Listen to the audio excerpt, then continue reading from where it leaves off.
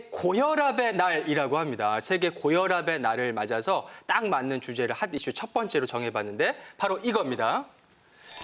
고혈압 전 단계라도 뇌출혈 위험이 껑충 뛴다. 바로 지난주에 나온 따끈따끈한 연구 결과인데요. 화면으로 만나보시죠.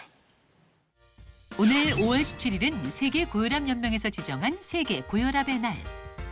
뇌경색 등의 심각한 합병증을 유발하는 고혈압 관리는 철저히 하지만 고혈압과 정상 사이 수치인 고혈압 전 단계는 관리를 소홀히 하는 경우가 많은데요. 최근 서울대의대 연구진의 연구 결과에 따르면 고혈압 전 단계도 정상 혈압에 비해 뇌경색 발병 위험이 1.7배, 뇌출혈 발병 위험이 2.5배나 높다고요. 고혈압 전 단계는 고혈압이 아니니까 그렇게 위험하지가 않을 것 같은데요. 고혈압 전 단계라고 진단받으면 어떻게 관리해야 되나요? 현대인의 수명을 좌우하는 고혈압의 비밀부터 방심해선 안 되는 고혈압 전 단계 관리법까지 스튜디오에서 자세히 알아봅니다. 일단 저는 세계 고혈압의 날이라는 게 있다는 걸 오늘 처음 알았습니다. 교수님, 일단 누가 어떤 취지로 정한 건지 궁금해요. 네.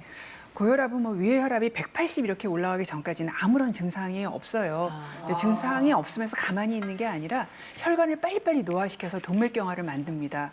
그리고 어느 날 이 동맥경화가 된 혈관이 터지거나 막혀서 우리가 너무나 무서워하는 뇌졸중이나 심장병이 생기게 되죠. 그래서 우리는 고혈압을 침묵의 살인자라고 부릅니다.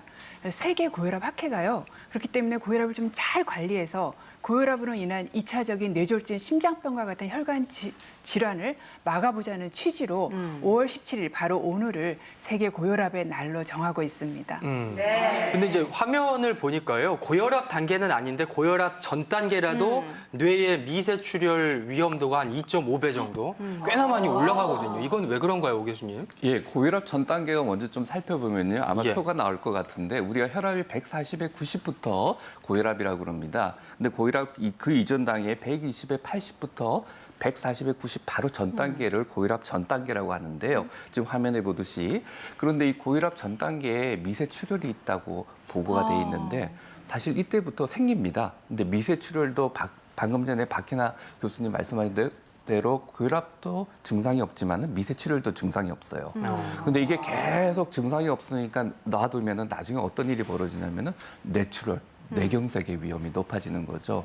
그래서 사실은 이런 증상이 있을 때 미리 관리를 해줘야 되는데 이렇게 특히 이 미세출혈이 어떤 분들이 많은가 보면은 당뇨병이 있거나 고지혈증이 있거나 이런 병을 같이 갖고 있는 분들이 미리 이 고혈압 전 단계부터 미세출혈이 생길 수 있기 때문에 그런 분들은 혈압 치료 약을 먹는 범위가 조금 낮은 고혈압 전 단계부터 의사 선생님들이 치료를 합니다.